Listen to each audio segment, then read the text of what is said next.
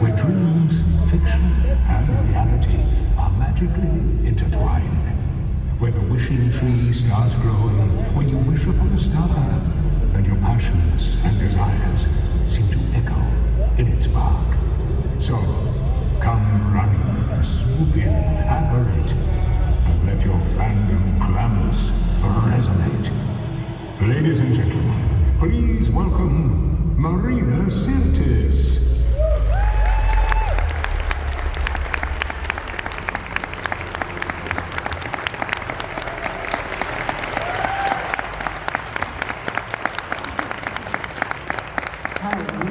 I'm on a set. I'm on an actual set. Yeah, it feels like we're in the woods. There's a lot of grass, there's smoke, so yeah. If a werewolf jumps out at some point. On Star Trek, we worked in a lot of smoke. There was a lot of smoke. And what used to get me, oh, it's a Class M planet. Well, as far as I'm concerned, we don't have smoke on Earth. But on every planet we ever went to, it was just full of smoke. So I'm not quite sure what that was about. I can imagine. Marina, thank you so much for being here. Thank you for inviting me. Well, we're so happy to have you. Is this your first time in Belgium? Yes. Okay. And what are your first impressions? Ghent is lovely. It's lovely. And I enjoyed some Belgian frites yesterday, and they were delicious. Our local classics. How has today been like for you? Do you like doing those sort of conventions? You know what? My opinion is if you don't like it, you shouldn't do it. Right? I really enjoy it. I enjoy meeting my fans. When you're in the genre part of show business, you know, horror or sci-fi or fantasy, comics, I think we're really lucky because we do these Comic-Cons and we have the chance to meet our fans. Because it's my chance to say thank you. Because I wouldn't be here today if the fans didn't turn on their TV sets for 7 years and go to see, we paid tickets for like 3.5 movies. We won't talk about Nemesis. But everything I have, I owe to the fans because they kept me working. So I think it's a privilege to me that I get to meet the people that kept me employed since 1987. Thank you. Thank you so much. It's been quite a while since... It's fine, yeah. Okay, who wasn't born in 1987? I got shoes older than these people, honestly. Well, it's been quite a while, but I was wondering, when you were first cast for Star Trek, where were you alive? Well, I've gone to LA from London, and I worked for 1 year in London to make enough money to go to LA for 3 months. And then when I arrived in LA, 5 days after I arrived, I got a job, not Star Trek, another job. And because the money is so much better in America than England, which is why we all go to America, I was able to stay for another 3 months. And in that second 3 months was when I got Star Trek. I actually got the job on the day that I was leaving America for good. I had auditioned on the Monday, and I had auditioned with Gates and Denise on the same day, and they were offered the job on Monday night, and I wasn't. And so Tuesday, nothing. So I thought, well, obviously, I didn't get the job. So on Wednesday morning, I got the suitcase from the wardrobe, and I opened the suitcase, and as I opened the suitcase, the phone rang. And I didn't leave. But I was on my way literally to the airport when I got the job. Well, we're so lucky that they actually gave you the role. I know. Otherwise we wouldn't be here today. Yeah, you'd have somebody else here who isn't as funny as me. Probably. When you first read the script for Star Trek, what drew you to it? Listen, when you're a young actor, you don't make those choices. You just want a job. Yeah. It was a job. And it was a job for a year. That would have been the longest job I ever had, right? So it wasn't about the script, it wasn't that it was Star Trek, it was literally the fact that I had zero money, literally zero money, and I now had this great job. Yeah. What do you... I know you hate to hear that, you Star Trek fans, but the one thing you need to know about me, I tell the truth. And sometimes people like it, and sometimes people don't like it, but I tell the truth. And the reason I tell the truth, it's not anything other than, I'm 69 years old. I can't remember anything anymore. If I lie, I don't remember what I said, who I said it to. So it actually works for me to tell the truth. Then I don't have to remember anything, because so it's not that I'm a perfect person, it's the fact that I'm 69 and my brain's gone. So it's as simple as that. It might be a tricky question to ask to someone whose brain is gone, but is there anything you remember particularly from the first time you walked on set for Next Generation? Oh, geez. I'll tell you what was actually, the first time I walked on the set, I actually don't really have a big memory of that, because we were doing a lot of makeup tests and wardrobe tests, and we were on the set even though we weren't working. And you have to bear in mind, like I said, I wasn't a big Star Trek fan. So it didn't mean to me what it meant to say Michael Dorn or LeVar, they were big Star Trek fans, right? What made me cry was walking onto the bridge of the Enterprise, and I'm going to cry as I say it, on Picard. That was it. We'd lost it. And I'm losing it now thinking about it. That was so emotional, just walking onto the set, 30 years later. It was beautiful. Everybody just was in tears. It was great. When was the first time you realized what kind of success Star Trek would become? About halfway through, towards the end of the second season, of the second series, because I think a lot of people have forgotten that when TNG began, the TOS fans were not happy. They were not happy at all. I would do conventions where there were 30 people in front of me like this. Why are you here? We don't want a new Star Trek. We're very happy with the old one, thank you very much. It took a long time to win them over. It really did. And I have to, again, thank you that you kept watching, because some of the shows in the first season were terrible. Let's be honest. Code of Honor. It's like, really? You couldn't see that it was racist? No, okay, fine. And then there was episodes like Angel One. Do you remember Angel One? So Angel One was a planet that was run by women forever. Right? I mean, I know the boys, they were like in little ballerina outfits, but, you know, the women were in charge. And then Riker comes, right? He makes one speech, and they consider changing their form of government. So, yeah, some of the episodes were rubbish, but thank you for kept watching, because by the third season, we knew we were good. We knew we were good, yeah. But it's interesting you say that people initially didn't universally like the Next Generation. Not even like, I mean, actively disliked. Yeah. But nowadays you see it more often when they do a reboot or a sequel of some kinds, that fans from the first hour, they are really mad when a sequel comes out, because they feel like it's not the same as it used to be. Right. What kind of advice would you give to a young star, for example, who stars in a reboot and is getting hate? You know, unfortunately, whatever you do this day and age, you're going to get hate. You're going to get hate because that's the world that we live in. I'm the only actor, I don't have any social media. None. Firstly, Mark Zuckerberg is the devil.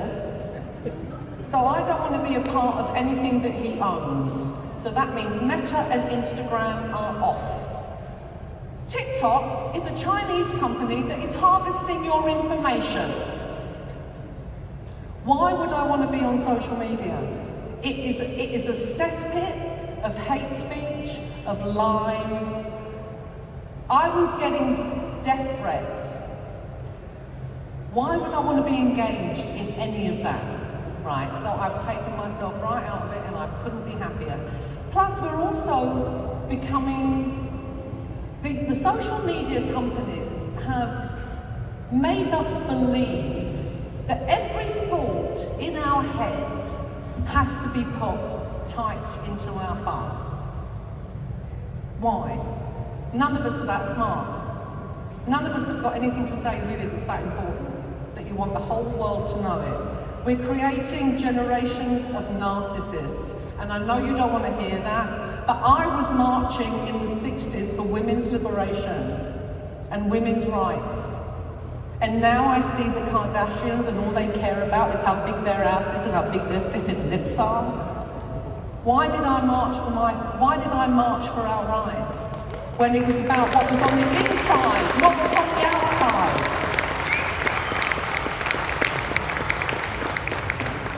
I get very upset about this, as you can tell. Yeah. I can imagine. Yeah. Maybe we should take things... Yeah, let's go to funny again. Let's go tell a joke. Okay. No, because I really was wondering, you've been playing Diana Troy for such a long time in so many different projects. How has the character evolved over time? Well, she did and she didn't. She kind of evolved in TNG, especially after Face of the Enemy. Do you remember when I was the Romulan? And they went, oh, she can kick some ass, right? So then a little bit more of Marina came into Diana. The biggest thing outside the box, I think, for Diana was in the first season of Picard in Nepenthe. That was a huge leap, I thought, for my character. So to be honest, I was a little disappointed with Picard, because while my husband was off, saving the universe, I was back at home raising the kid. So, yes and no. I think in some ways it has gone, it has moved forward, and I think in some ways it hasn't. So, yeah. It's been a long time since the last Star Trek movie came out. If you could come up with another idea for a Star Trek movie, what would it be like, and then when would you sign up for a new movie? Oh, there's not going to be another movie. Why? Because every leading... This is Hollywood. It's Hollywood. Hollywood is not going to make anything where every leading actor is around about 70 years old. It's not going to happen. But they did it with Star Wars, right? Only a couple of the characters were 70 years old. We're all 70 years old on TNG. Some of us are 80. So Hollywood is a youth culture. It's not, it's like they were trying to make Star Trek Legacy after we did Picard. There was all this thing of trying to get Star Trek Legacy. It's not going to happen. They won't. Hollywood is ageist. There's no two ways about it. It's ageist. And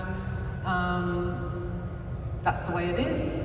And there's nothing we can do about it. But I think you have to be realistic about where you are in the business. And I'm very realistic about where I am. Yeah.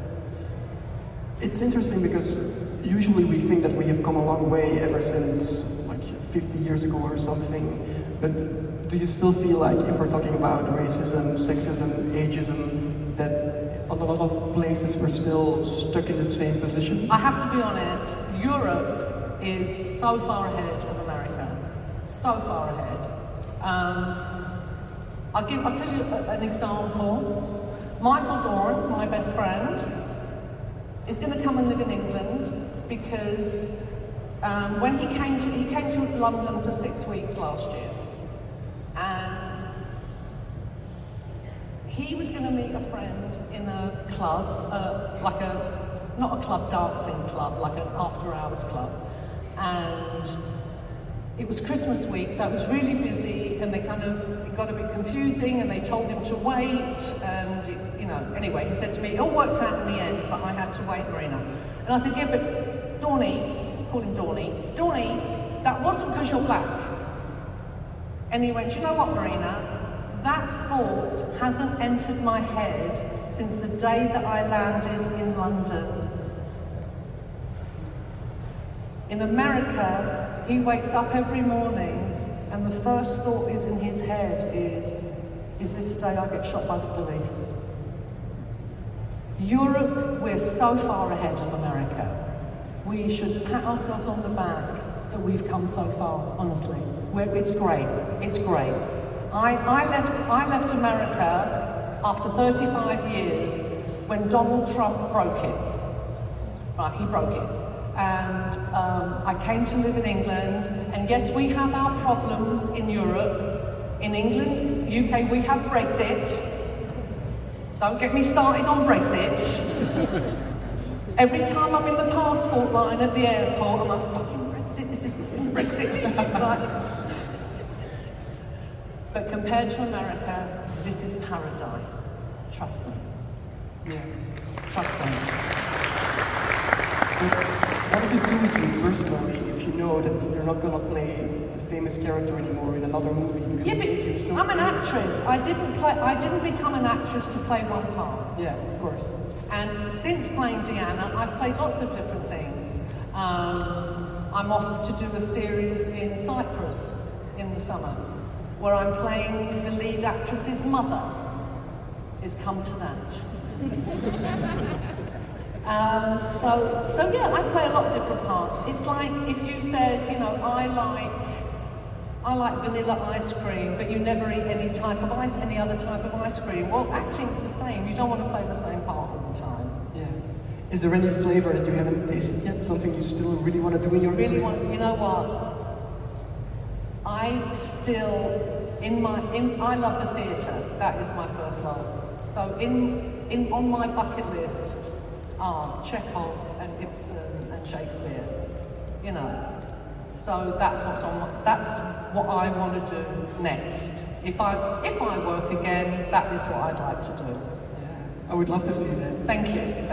Okay, maybe we should get some questions from the audience. We have 2 mics over there, on the right and on the left. So if you have a question for Marina, please come forward, don't be shy. I've scared them off. They're like, she's scary. Okay. I don't know what I want to talk to her. She's really scary. Go ahead. Hello. Are you still close with the cast in Next Generation? You mentioned Michael Dorn, but you see the others. What's your relationship today? We're best friends. We really are. TNG was kind of unique in Hollywood because, you hear it all the time, we really love each other.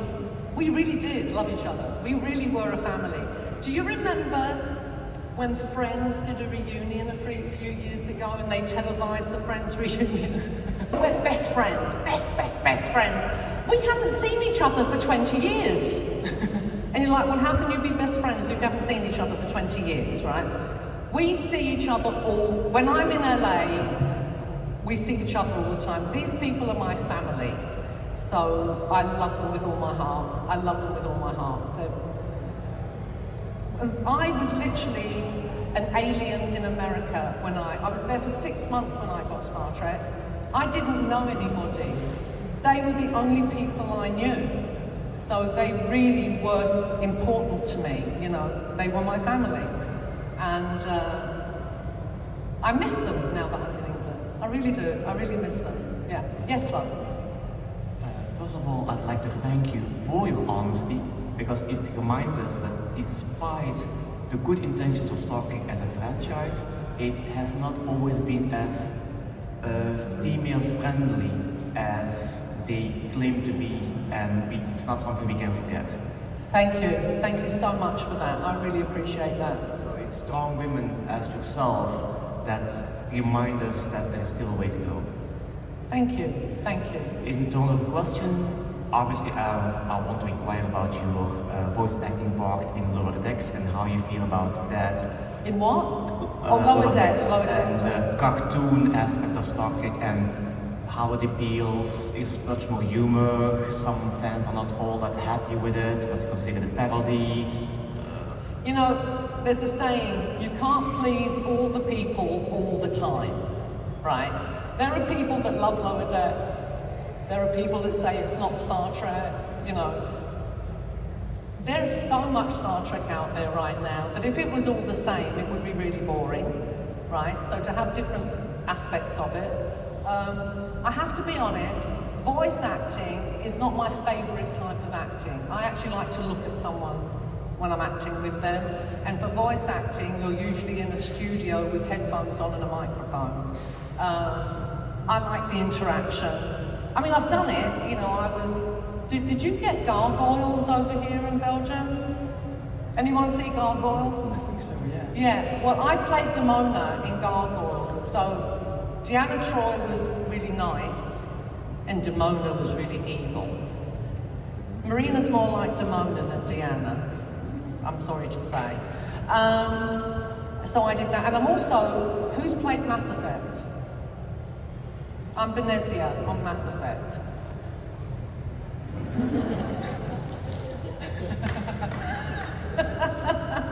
I've never played it, I don't know what it is, but I know that I'm Benezia. So yeah, it's not my favourite thing. And to be honest, there are so many voice actors who are brilliant at what they do.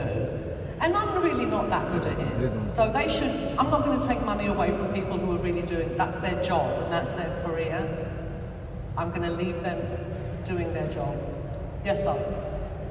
Hello. Hi. Next time you come, can you bring Donnie too, please? Oh. And what do you think? Actually, sorry, Donnie's going to be at FedCon this year if anyone's going to FedCon. Okay. Okay, thanks Yeah. for letting us know. What do you think about the new series and franchise? Which one? I'm talking about There's Discovery. Yeah, Discovery. There's Discovery, and then Strange New Worlds. there's Strange New World. Yeah.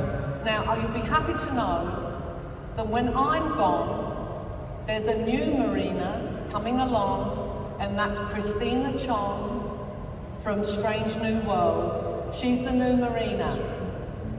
She is like, when you're around Christina, it's a party, right? So, she's fantastic. I'm gonna piss you all off again. Sci-fi is not my favourite form of entertainment. What is? I like drama, I'm Greek, I like drama, you know. So I watch a lot of Scandi-noirs. I like things like The Fall, Happy Valley. There was a French series that I loved, Engrenage. Oh my God, so good. So yeah, I haven't actually seen any Star Trek show but mine. Sorry. Sorry. You know, when we started, people used to ask TOS guys, you know, are you watching Next Generation? And they would say no, right? No, they were honest, they would say no. And I would go, liars. Of course they're watching. They weren't lying, because I've never watched any other Just a quick question. Yes, sir. So Marina, I once read that your mother did not believe that you were on the show. Is that correct? That is correct, because like I said, I got the job on the day that my mother was expecting me to go home. So when I called up and said, Mum, I got a job, I'm not coming home, she thought I was lying to stay in America. My mother and I didn't get along. Let's leave it at that, right? So she thought I was lying. And then Star Trek didn't come on the BBC for like 2 years. So it was awkward, but then when it did come to England, and you know the little trading cards came out, the little cards, so she put it in her wallet, right? You know, in the window of the wallet where you put your driving license, right, driver's license. So she had a picture of Deanna Troi in one side, and then she had a picture of herself when she was young on the other side. So people would go, why have you got a picture of the girl from Star Trek? That's my daughter. But can you see, she looks like me. Thank you very much. You're welcome. face acting in Star Trek very difficult because you had long face shots?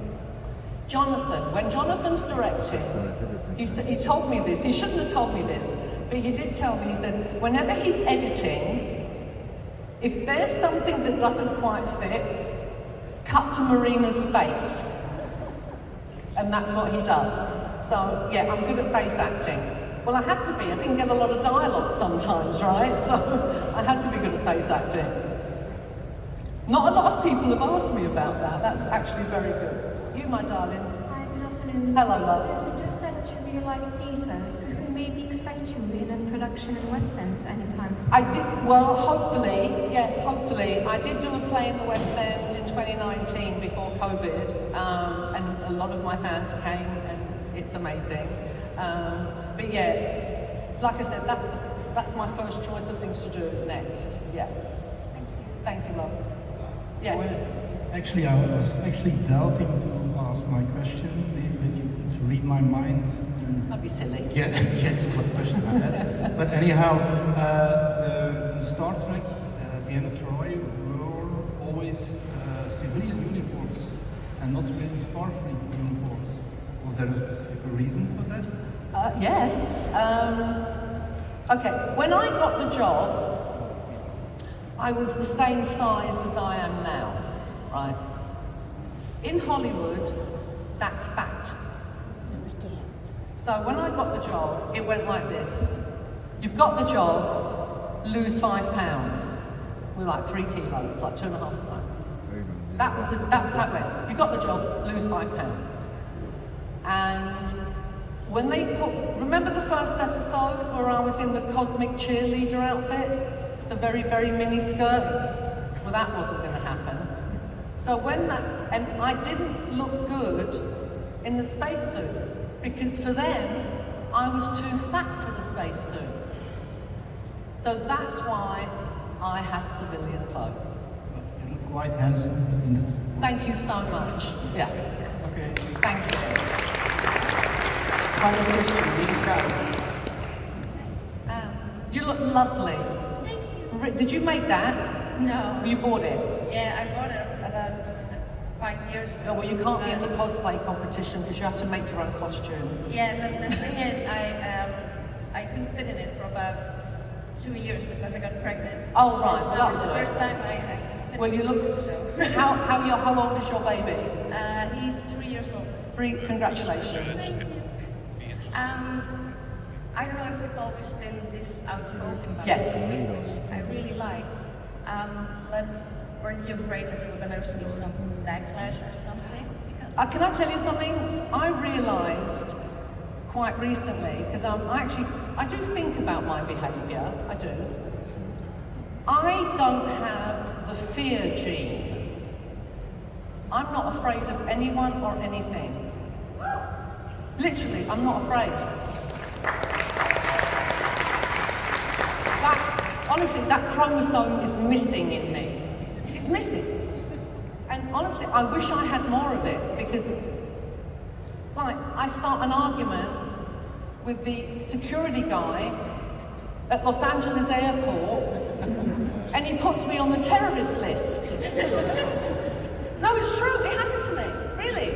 He put me on the watch list because American men don't really like women like me. So he got really upset with me, give me your boarding card, took it away. Next thing I know, I'm on the watch list. And I have to go on Entertainment Tonight in America and tell my story to get off it. Absolutely. So yeah, it gets me into a lot of trouble, but I don't know how to change. Because I don't have that, I'm not afraid of anything. I think it's very good that you're so open about it. I wouldn't advise women, girls, please. Please, I'm not a role model. Please, don't make me a role model. I have fear genes, so I'm not a role model, no. But, yeah. I think possibly it's a flaw in myself more than a blessing, to be honest. Because I do get into a lot of scrapes. Yeah, I do. Thank you so much, though. Marina, thank you so much. Thank you, guys. Really much love. job one more time for Marina Sirtis. Thank you.